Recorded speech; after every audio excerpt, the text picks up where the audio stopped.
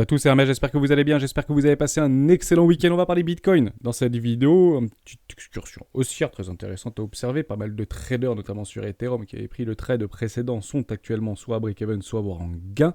Très intéressant d'en reparler bien évidemment. On parlera aussi des annonces par rapport à Wall Street, beaucoup d'entreprises technologiques tout au long de la semaine, un peu de volatilité attendue en cette semaine du 24 octobre 2022. On va en parler bien sûr dans cette vidéo. Et je répondrai à pas mal de questions, notamment de membres qui me posent très régulièrement, que ce soit dans les commentaires YouTube ou que ce soit sur le Discord. Mais avec grand plaisir en ce lundi matin de prendre un petit peu de recul et de répondre à pas mal de questions plutôt psychologiques. On commence maintenant. Avant de commencer, je vous invite toujours à rejoindre le Discord des rois du marché. Vous trouverez le lien dans la description. On est plus de 11 500 sur le Discord. À partager nos charts, nos graphiques, nos analyses fondamentales. Également, merci à toi. Je ne sais plus qui c'est qui a partagé ça tout à l'heure, mais je le reprends, je le mets dans les annonces. Donc lundi, mardi, mercredi, jeudi, vendredi, ouverture des marchés. Après la fermeture des marchés, vous avez du Philips aujourd'hui, donc ce matin, vous avez du Discovery, donc Warner Bros, vous avez Coca-Cola, demain matin, vous avez Google, Visa, Texas Instruments, Spotify, demain, en clôture de Wall Street, donc 10 heures, on sera très vigilant par rapport à ces catalyseurs. Ce n'est pas forcément des catalyseurs de directionnel, parce qu'on est en train d'être plutôt bullish, là, pour le coup, si on prend Netflix, même si on prend Tesla, on est sur des supports, mais plutôt des bonnes nouvelles actuellement qu'on avait bien anticipées ensemble sur les rois du Bitcoin, par rapport à peut-être de bonnes surprises, notamment aux annonces des chiffres qui ne seront pas forcément mauvais, en tout cas en ce troisième trimestre 2022. Je ne parle pas dans 6 mois ou dans 9 mois, je parle aujourd'hui plutôt des bons catalyseurs de respiration, bien sûr, de marché. Merci à toi de l'avoir partagé. On continue très rapidement avec Bitcoin. Bitcoin, vous avez en fait ici une toute petite oblique. Je répondrai d'ailleurs à ces questions par rapport à des tendances droites et des obliques. Qu'est-ce que ça représente psychologiquement? Quelle action mener? Est-ce que c'est des achats? Est-ce que c'est des profits? Est-ce que c'est des ventes qu'on peut éventuellement encadrer sur ce type de choses? J'aimerais qu'on en reparle ensemble. Bien sûr, dans cette vidéo, on arrive dans une zone de rechargement de vente logique très court terme. On ne vient même pas chercher sur les contrats futurs cette toute petite poche de liquidité complètement logique par rapport à des stops évidents. On essaie de rejeter dans cette zone ici. Ce qui est intéressant quand même d'observer, je vais vous le reprendre par rapport à BTC USDT au niveau des perps. Parce que ça, c'est très intéressant de l'observer par rapport à des poches de liquidité complètement logiques. USDT, des pertes, voilà, sur Binance, vous les avez ici. Vous avez tous ces stops acheteurs complètement évidents qui se sont fait démontax patatax. Ici, vous avez le dernier sur les fameux 17 600$. Mais vous en avez d'autres, des stops vendeurs complètement logiques. Vous les avez ici, vous les avez ici, vous les avez ici, vous en avez plus haut et bien plus haut et bien plus haut et bien plus haut. Et puis, on va pas tous les faire, bien évidemment. Mais je suis plutôt en faveur d'un arrachement haussier. J'aimerais encore dans cette vidéo essayer d'appuyer mes dires, comme vous le savez. Donc c'est très intéressant à observer. Je pense qu'on peut éventuellement initier un petit rallye haussier, au minimum d'aller chercher une zone de rechargement de vente logique aux alentours des 22 000$, et après prendre une décision. On serait en plein d'un milieu d'arrange. Est-ce qu'on agit dans un milieu d'arrange? Non, généralement, soit on les break, soit on les repousse. Mais c'est très très difficile de jeter une pièce et de faire du 50-50. On achète dans des bas de range et on vend dans des hauts de range. D'ailleurs, on l'a vu ici, un achat dans les bas de range de façon assez agressif au niveau de trading line. Vous l'avez ici au niveau de OKEX.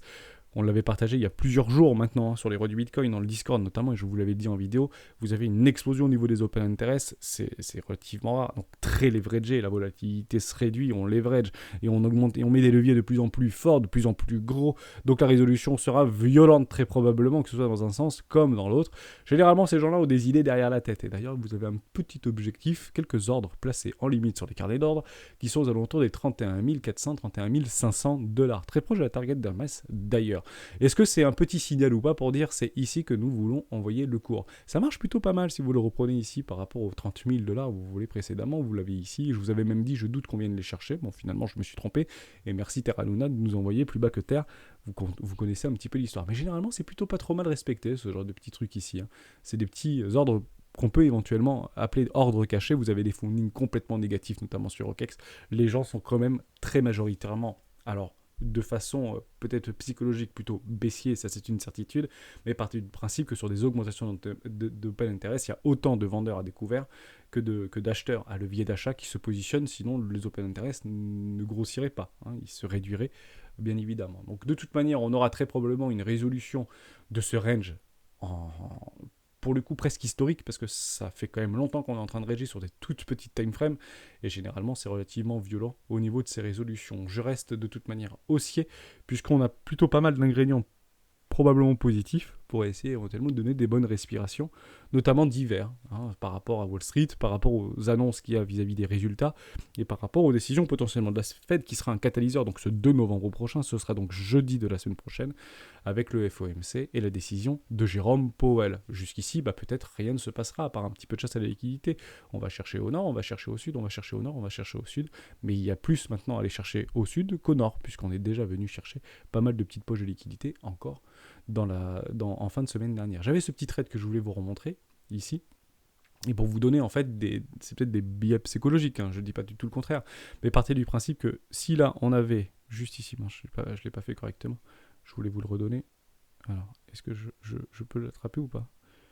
Parce que je l'ai mis à break-even, mais il ne fallait pas le faire. Coucou, est-ce que je peux là? Voilà, il est là, c'est très bien. Derrière, vous avez ici un trade qui était prenable. Vous avez le premier ici, par rapport à une toute petite divergence en horaire, voire en toute petite time frame, 15 minutes, 30 minutes. On vient se le faire prendre, et dans une zone de liquidité de longue complètement logique par rapport à des précédents lots, sans pour autant les remettre en doute la précédente extrusion, cette énorme chasse à la liquidité qui a déjà été faite. Si on l'a fait une fois, pourquoi la faire une seconde fois? Vous l'avez ici, des personnes un petit peu trop chaudes sur des leviers d'achat qui pensaient que ça allait aller to the moon, et généralement, des acheteurs vont prendre la place de ceux qui se font liquider. Évidemment. Donc derrière, celui-ci a parfaitement été réalisé, prix ici, take profit numéro 1 validé, et derrière je reprends mon stop à break-even. Ça veut dire que je ne peux plus perdre en réalité sur ce marché-là. Et c'est ça qu'il faut comprendre. Quel est l'intérêt actuellement pour des vendeurs ou pour des market makers d'aller chercher des personnes qui sont déjà à break-even? C'est quoi en fait l'objectif, si vous voulez? Puisque tous les stops, ou la quasi-totalité des stops, dans ce contexte, a déjà été levé. Si vous ne l'avez pas fait, c'est un petit peu dommage. Faites attention à votre stratégie, bien évidemment. Donc vous avez le premier, vous avez le second. Et vous avez ici, sur les normes, entre guillemets, le bon à prendre avec des targets de 1 pour 1, qui vient sur les $850. Bon, je ne dis pas qu'on ne viendrait peut-être pas incessamment sous peu sur les 1700, même si c'est complètement possible pour le coup. Par du principe, vous avez beaucoup de résistance avant. Vous pouvez prendre tous les indicateurs techniques que vous souhaitez, des imbalances, des déséquilibres, des Ichimoku Kinkoyo, etc. On a beaucoup les yeux, ou en tout cas beaucoup d'opérateurs ont les yeux actuellement sur les $1700. Mais la psychologie reste baissière. Pourquoi la psychologie reste baissière?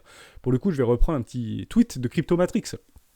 Beaucoup d'abonnés, beaucoup d'influence sur la cryptosphère française. Et il a posé ça, tout simplement le 23, donc c'était hier. On est tous conscients, vu la volatilité inexistante de ces derniers temps, que Bitcoin à l'aube d'un plus 5000, moins 5000. Alors vous pouvez prendre le Shoppiness Index, etc. Il est déjà en train de se déprécier. Donc on est à l'aube d'une forte volatilité, que ce soit au nord ou à la baisse. J'ai autant de points qui peuvent défendre un scénario bullish à l'inverse, donc plutôt bearish. Et vous, qu'en pensez-vous pour fin 2022? Ce fameux petit rallye ou respiration d'hiver, pourquoi pas? Opportunité ou déchéance? Et vous êtes en fait 40%, donc c'est très représentatif avec plus de 10 000 votes, représentatif de la psychologie francophone aujourd'hui, je parle bien francophone.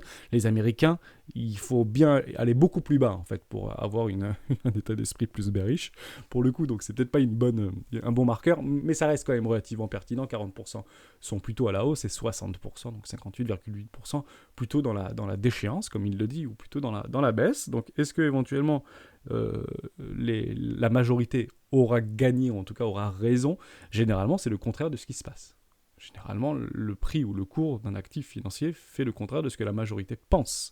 Et bien sûr que la majorité fait. Donc je trouvais ça très intéressant. Ça permet toujours d'embriquer d'un point de vue psychologique, si vous voulez, des potentiels directionnels de prix, ni plus ni moins.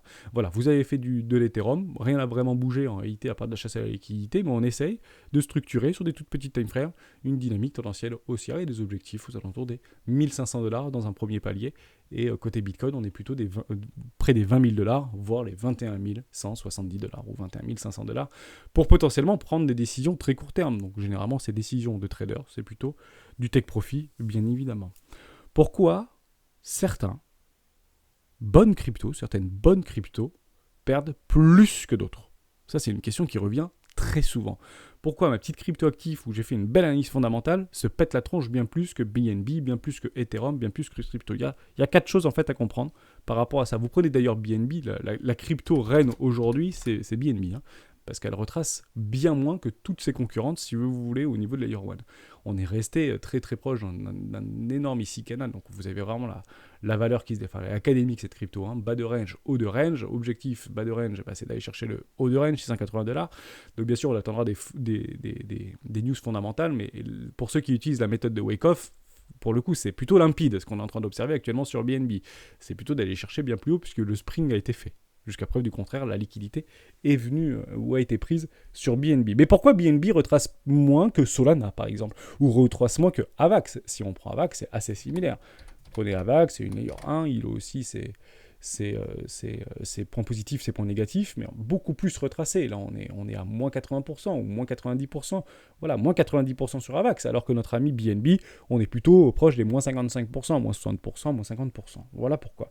Il y a 3 choses à prendre en compte de façon extrêmement importante sur ce type de tokenomics. 1, c'est l'inflation du token programmé. Vous savez, tous les projets, qu'ils soient déflationnistes ou inflationnistes, ont une inflation programmée pour arriver jusqu'au bout de sa déflation ou pour continuer, entre guillemets, à alimenter le réseau et les frais de transaction, enfin les gaz de transaction, pour pouvoir en fait fluidifier, augmenter le nombre de transactions, etc. Et puis répondre finalement à leurs problématiques et à leurs engagements. Donc vous avez une inflation du token qui est déjà préprogrammée. Vous avez l'exemple de Axie Infinity. Axie Infinity, dans cette inflation, qui n'est pas forcément une inflation programmée par rapport au staking, mais qui est plus une donnée psychologique par rapport au nombre de tokens qui vont être libérés demain. Vous avez plus de 300 millions de dollars qui vont être libérés demain au niveau de Axie Infinity. Ces news-là sont généralement dégressives par rapport à une crypto. Donc en fait, on price, si vous voulez, la news.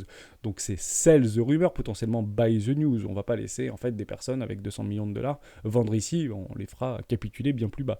Donc vous avez en réalité une dépréciation au niveau de l'actif par rapport à une news fondamentale qui arrivera demain. On l'avait partagé samedi. Donc l'inflation du token, regardez Avax, regardez Solana, regardez même de l'Atom Cosmos, regardez plein de cryptos comme ça, et ben vous vous apercevez qu'il y en a qui sont plus ou moins restrictives que d'autres. Et vous avez ces fameux mécanismes de burn que Binance en fait a très bien manié, pas manipulé, mais manié.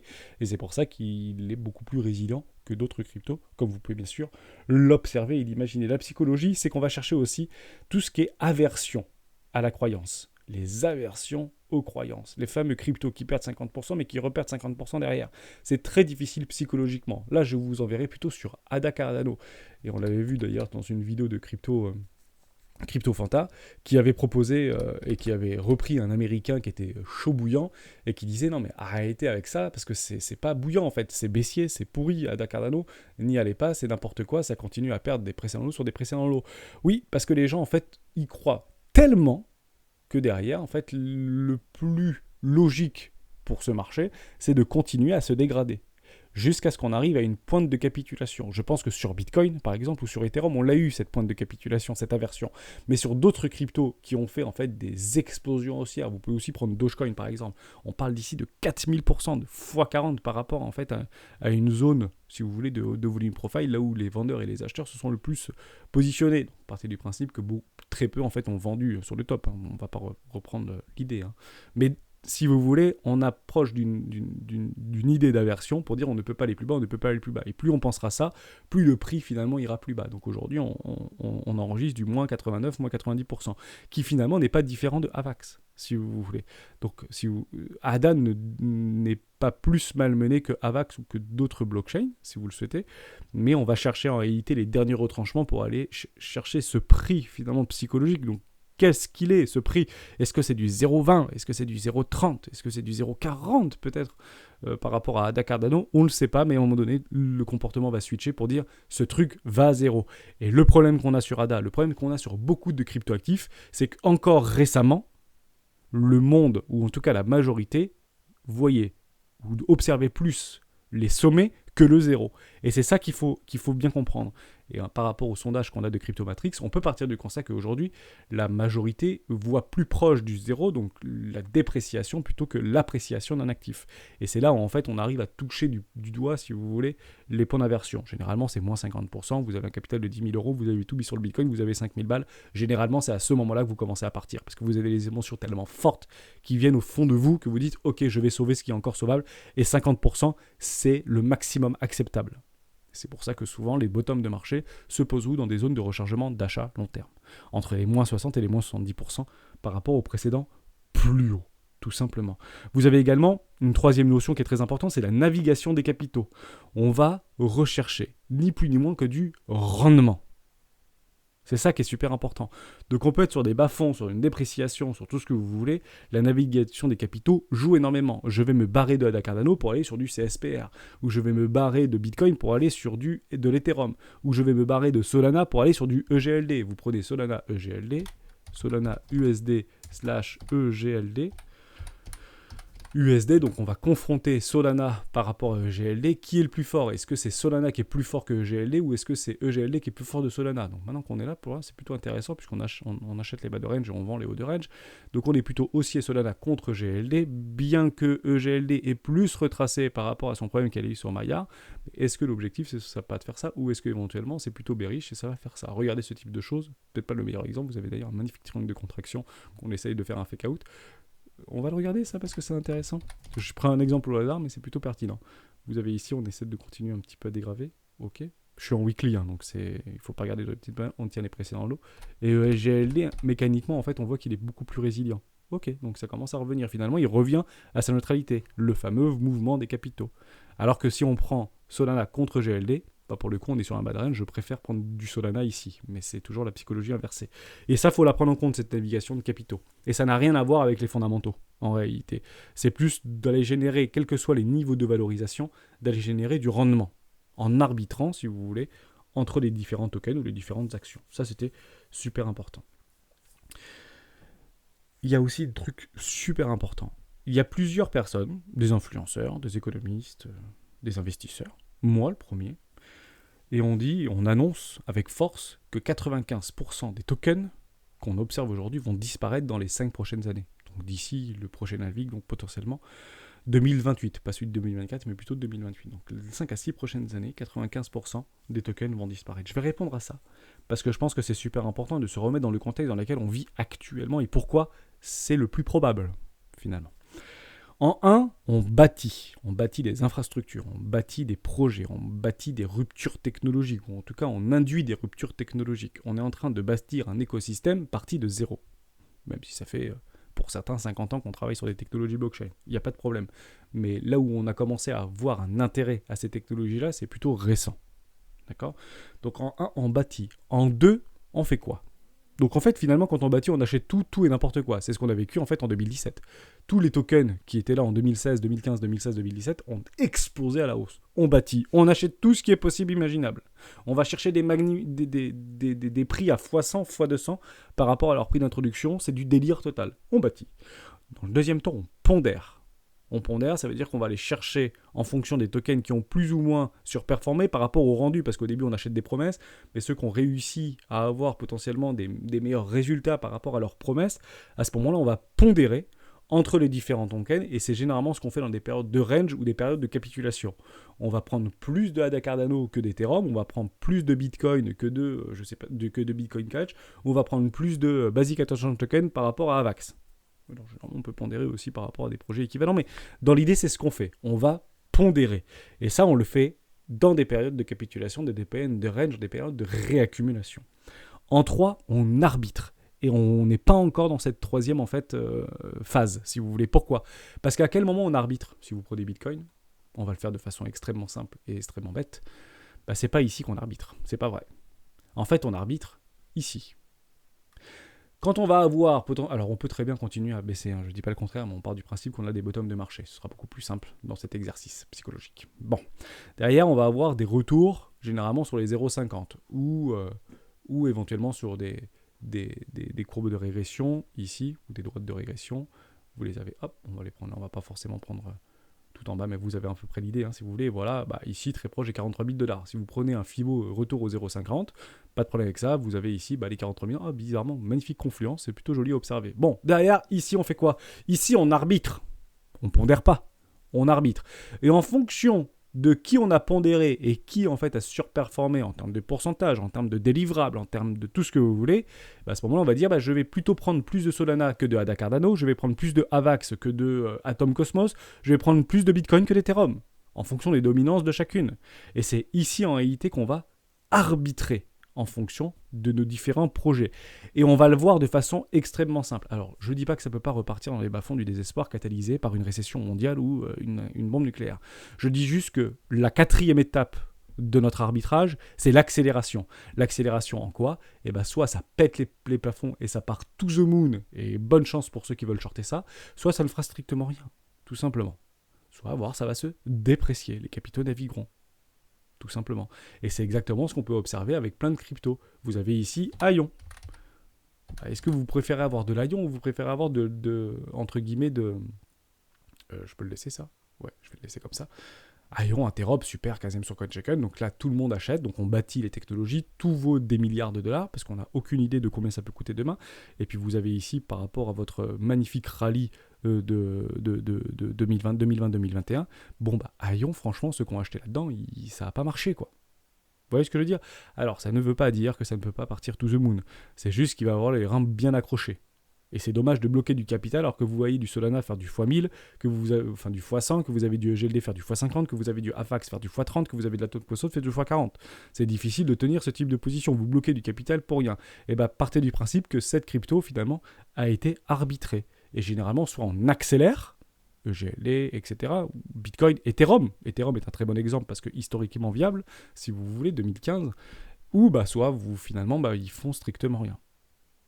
Alors on ne peut même pas considérer ça comme un exit pump, etc. Donc aujourd'hui, on peut les reprendre. Vous avez plein d'échangeurs comme KuCoin, par exemple, qui a aujourd'hui plus de 800 tokens. On parle de Getio. Getio, je crois que c'est 1000 tokens disponibles. À partir du principe que vous prenez 95% de ces 1000 et ça partira à la poubelle dans les 5 prochaines années. Tout simplement. Alors qu'ils ont le supply. Si vous prenez Binance, je crois que c'est aujourd'hui 400 ou 300 tokens. Si vous prenez Bybit, aujourd'hui, c'est 300 tokens.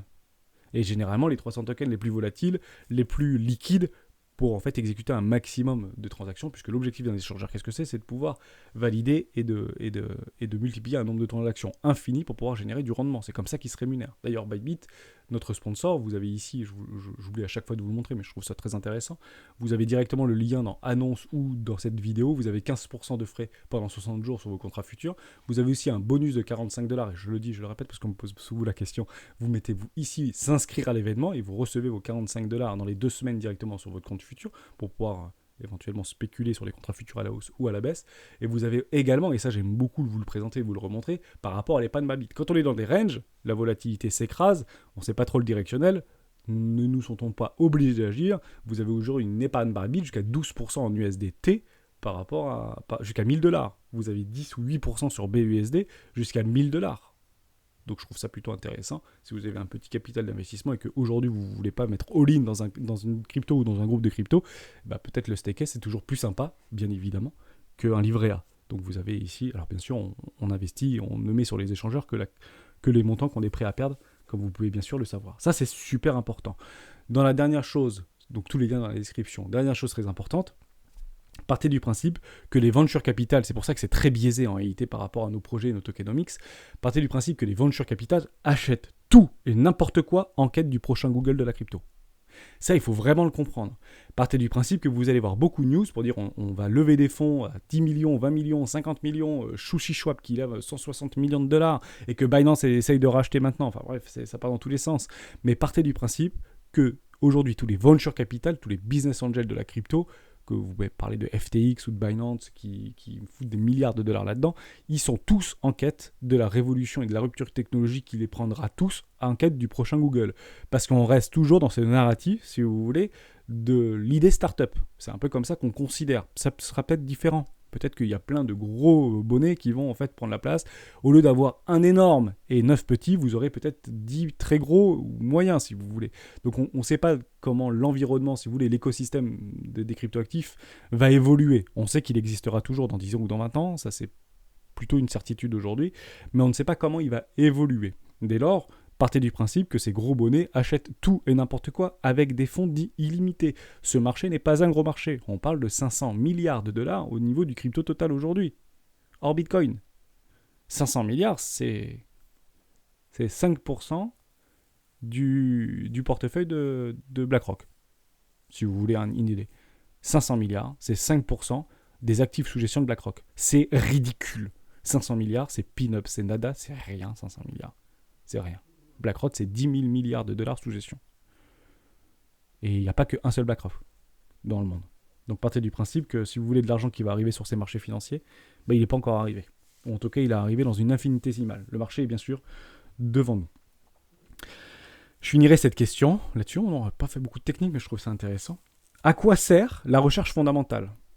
Ça, je pense aussi, c'est super important. Ça sert qu'à une chose, que ce soit sur les cryptoactifs ou que ce soit sur les marchés plus traditionnels, ça sert à anticiper l'action du prix, donc cette fameuse rencontre entre l'offre et la demande, au sein d'une même tendance de fond.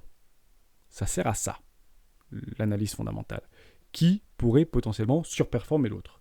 Il y a plein de choses qui sont en fait à reprendre de façon complètement logique et de bon sens dans l'analyse fondamentale. C'est 1, la hype, 2, la supply, par rapport à l'inflation, déflationniste, etc. Bitcoin, plus sympa qu'Ethereum, vous pouvez bien sûr l'imaginer, malgré les mécanismes de burn. Vous avez l'équipe également à regarder. C'est qui les stars qui sont actuellement dans ces projets ? Si vous prenez Phantom, vous avez des vraies stars. Si vous avez Ethereum, vous avez pas mal de stars aussi. Vitalik Buterin est un génie aujourd'hui, on peut le considérer comme ça. Vous avez la vision, vous avez la problématique, ça c'est super important. Qu'est-ce que cette fichu blockchain répond comme problème ? À quoi il répond ce truc ? Que ce soit des problèmes DeFi, d'interopérabilité, d'oracle, de tout ce que vous voulez, de gaming, peu importe. Quel est le problème ? Répond la blockchain. Gros point d'interrogation. Est-ce que ce problème a du sens pour vous ? C'est ça qui est aussi important. Est-ce que vous pensez que ça, demain, ce sera inévitable pour l'évolution des technologies blockchain ? Le fameux problème. Et je ne parle pas ici du tri-level de blockchain. Je pense que chaque projet blockchain répond à un problème spécifique. Et on a beaucoup en fait de clones, si vous voulez. Si vous prenez Solana, Avax, etc., qui créent leur propre écosystème dédié à leur propre blockchain, répond en fait à différents problèmes. Et celui qui est le plus venu en 2021, c'est qui fera le plus de transactions à la seconde. Qui aujourd'hui, vous avez compris, ne veut plus rien dire. Parce que demain, c'est qui aura les frais les moins grands. Qui peut-être aujourd'hui ne veut plus non plus rien dire, puisque aujourd'hui vous envoyez 2 milliards de dollars de Bitcoin à l'autre bout du monde ou d'Ethereum, les frais de gaz par rapport à l'occupation de la blockchain sont tellement faibles, parce que moins de transactions aujourd'hui, même si on voit des données on-chain qui peuvent éventuellement nous encadrer le contraire, les frais sont extrêmement faibles. Aujourd'hui j'envoie 10 000 dollars, ça me coûte 13 euros, je crois 13 dollars en ERC20. Ça, c'est super important. Et en dernier lieu, par rapport à cette recherche fondamentale, vous avez les évolutions et les innovations techniques. C'est ça, le nerf de la guerre. Ces fameuses ruptures technologiques qui n'ont au grand jamais rien à voir avec les complexités techniques. C'est pas parce que vous avez une blockchain avec très inconnue d'un algorithme physique, mathématique déchu que vous pensez que, en fait, parce qu'on n'y comprend rien, c'est révolutionnaire. L'innovation technologique et la rupture technologique n'a rien à voir avec les complexités techniques. Justement, c'est peut-être le contraire. Prenez Apple, il n'y a rien de plus simple. Vous emmenez un iPhone, un enfant de 4 ans et demi, il sait vous le débloquer, il sait jouer avec, il sait téléphoner avec. Alors qu'il ne l'a jamais touché. Ça, c'est le génie d'Apple. Ça, c'est la réussite, toute catégorie d'Apple. Si on donne notre produit à un enfant de 3 ans ou de 4 ans, s'il ne sait pas s'en servir, c'est que c'est pas bon ce qu'on est en train de faire. On arrête tout et on refait tout. Bitcoin, si vous regardez le paper, le white paper de Bitcoin, honnêtement, ça a été compris par beaucoup de personnes d'un coup.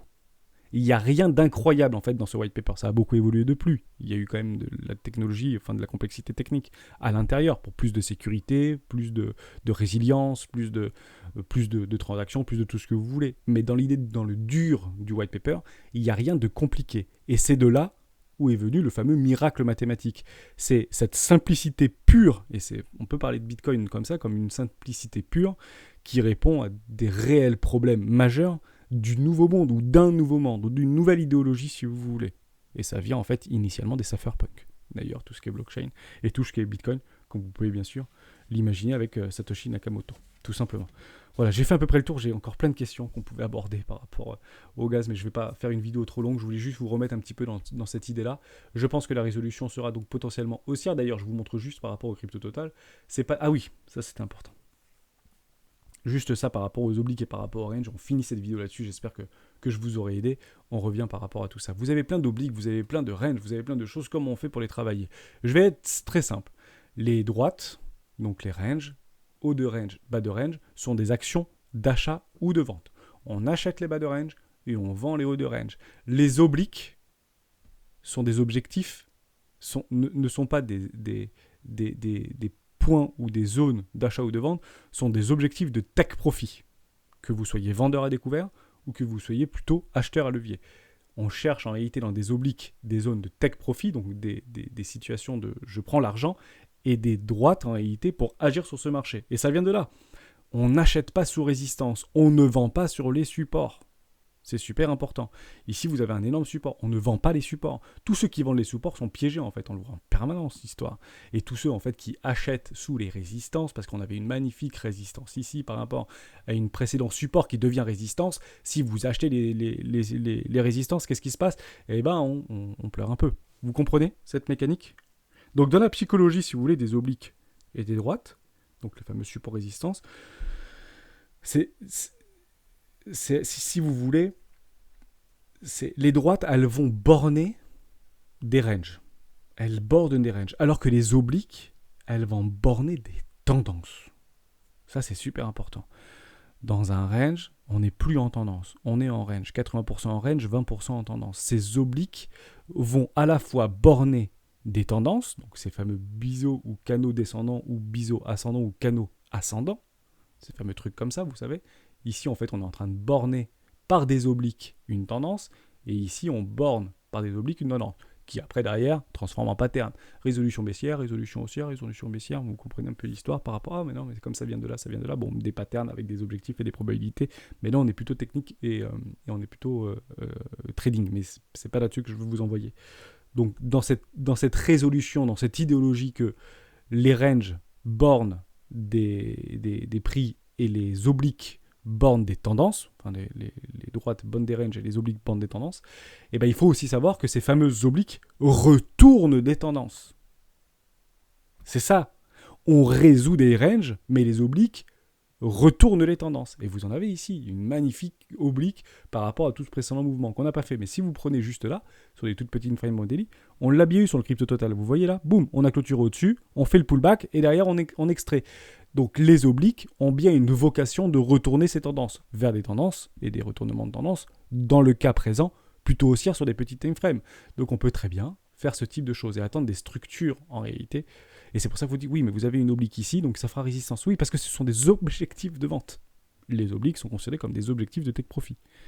On ne shorte pas sur des obliques, parce que le plus probable, c'est de se faire éclater. Si tout le monde shorte les obliques, généralement, on continue la hausse, pour le coup. Donc c'est pas si évident que ça, comme vous pouvez bien sûr l'imaginer. Donc voilà, je voulais vraiment finir là-dessus. Et juste vous dire qu'il y a quelque chose aussi que personne n'aime et que tous les investisseurs et que tous les traders détestent, à proprement parler. Qu'est-ce que c'est? Ce sont les biseaux d'élargissement. Et les biseaux d'élargissement, il n'y a rien de pire dans le commun des mortels. Vous avez un magnifique biseau d'élargissement actuellement sur le crypto total.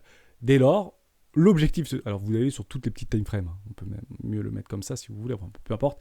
Donc on va acheter les bas de biseaux et on va vendre les hauts de biseaux pour derrière acheter les bas de biseaux. C'est compliqué, vous comprenez un peu l'idée. Donc faites très attention par rapport à ça avec des objectifs, bien évidemment. Mais vous prenez toutes les petites time frames. C'est comme ça qu'on appelle en fait la fameuse chasse à liquidité. C'est quand on va écarter en fait les bornes de range pour aller transformer des ranges en biseaux d'élargissement. Et généralement, c'est bienvenu dans l'univers des machines à laver. Soyez très vigilants par rapport à ça. J'ai fait tout le tour de tout ce que je voulais vous dire. J'espère que cette vidéo vous a aidé. J'espère qu'on ira un peu plus dans la technique demain, peut-être dans les petites time frames, toujours intéressant. Mais on parlera aussi de pourquoi le gaz s'effondre actuellement au niveau des marchés actions, enfin pour des marchés des commodities. Et on fera ce parallèle-là par rapport aux crypto commodities. Je pense qu'il y a plein de choses à dire de ce niveau-là. On en parle demain dans une plus courte vidéo, j'espère. Ciao.